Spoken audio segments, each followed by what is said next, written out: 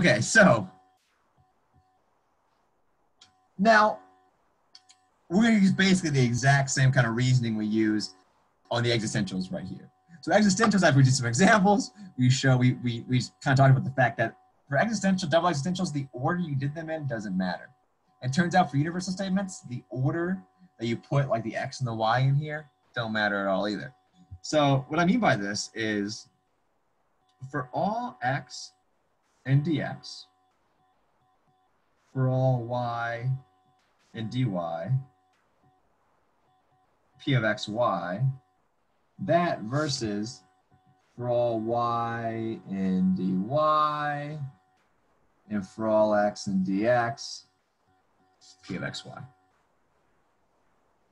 So what this is really saying is saying that for every x and dx, so pick an x and dx, any of them, and then pick out a y and dy, any of them, p of xy is going to be true. First you pick the x, then you pick the y, then p of xy is going to be true. Either way though, because you're kind of looping over all of these, you're trying to check all of them, right? All this is saying is for every pair xy where x and dx and y and dy,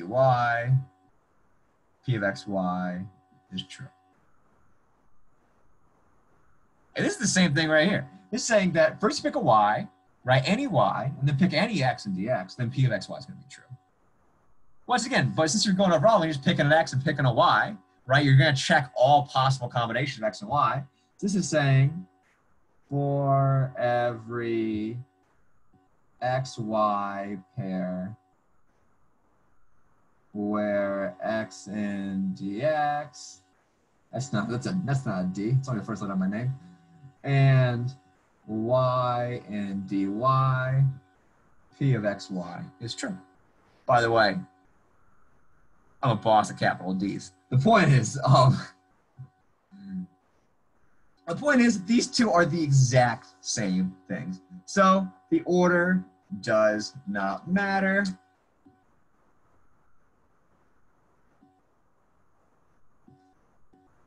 Not matter for double existentials or universals, also existentials.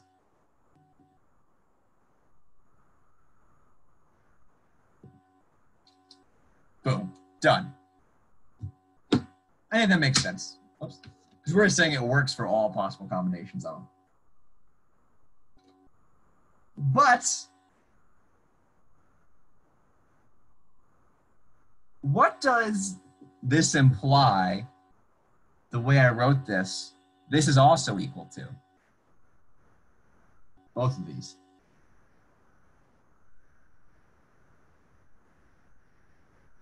The same is true of like existence statements, or? Oh, you're totally right, right? Yeah, so if this is true,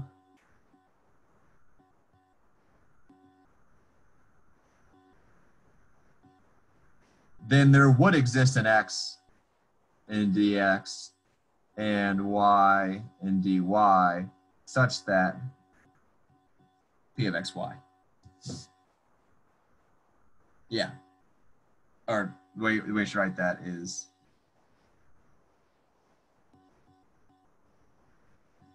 such that p of xy. Yeah, you're totally right, right? This is kind of like that quiz where you had the basketball player example, where it's like you said, for all basketball players are tall, that means there exists a basketball player that's tall, right? For all x and dx and for all, if you know this is true, if it works for all of them, it's got to work for at least one of them, right? It won't go backwards. If it works for at least one of them, you don't know that it works for all of them. But what I'm getting at more is, can I write this? Can I write an equivalent statement without using two universals at all, without even using a multiple quantifier? But yeah, you could use the cross of domains, right? And yeah, I think I... Exactly. Mm-hmm.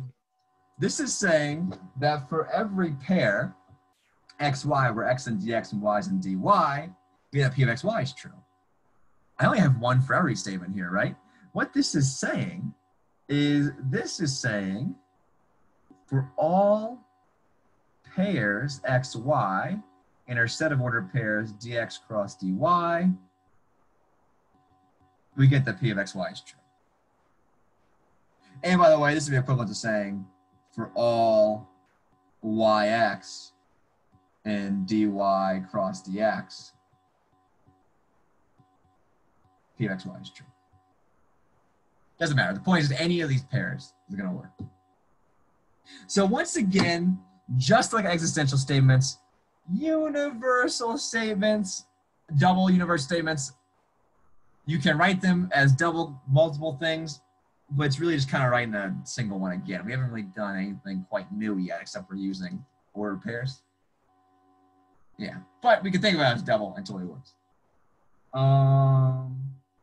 Yeah, and then real quick to add on to this,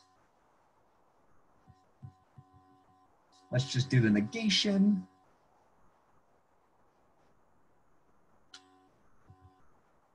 The negation of a double universal for all x and dx and for all y and dy, we get p of xy. Remember, this is just a universal statement where the predicate happens to be this weird universal statement itself. The predicate's just that. So this is equivalent to the negation of for all x and dx p squiggly of x, right? But we know how to negate a universal. That's nice and easy. This is just, right, the opposite of it happening for all x and dx is that there must exist an x and dx where it doesn't happen. That means there must exist an x and dx such that this p squiggly does not happen. I really regret using the squiggly now, but we've done it for 2 classes, we got to keep it. But then we know what p squiggly is. This is there exists an x and dx such that for all y and dy, p of xy is true. I'm sorry, the negation of this. Whoops. I raced too hard and broke everything. There we go. My camera killed me. Here lies Daniel Val going math too hard. Anyway, so for all x and dx, you have the negation of for all y and dy, p of xy. And the negation of a universal, we know how to do. We just did it. There exists an x and dx such that there exists a y and dy such that p of xy. So that's the negation. Once again, real simple. The key is thinking of the second part here as a predicate itself, and then just follow. Should it be the negation of p xy at the very end there? Yes, yes, yes. Thank you, Alex. Because when you negate, because this is saying for all y and dy, p of xy is true. So the opposite of that is there exists a y and dy such that p of xy is not true. All right, not that p of xy is true. That wouldn't be the opposite of all. Perfect. Any questions on double universals? Good. Good. One small thing is, right, like, so basically in summary is like as long as the like either they're both for all or they're both there exists, you can combine them, right, as like the cross and a point. Yep. If they're homogeneous, you can. They're really just making a statement about ordered pairs. Okay, and then if they're heterogeneous, right, like where they're not the same. Ooh, good question. Nice. It wouldn't work, right? Yeah. So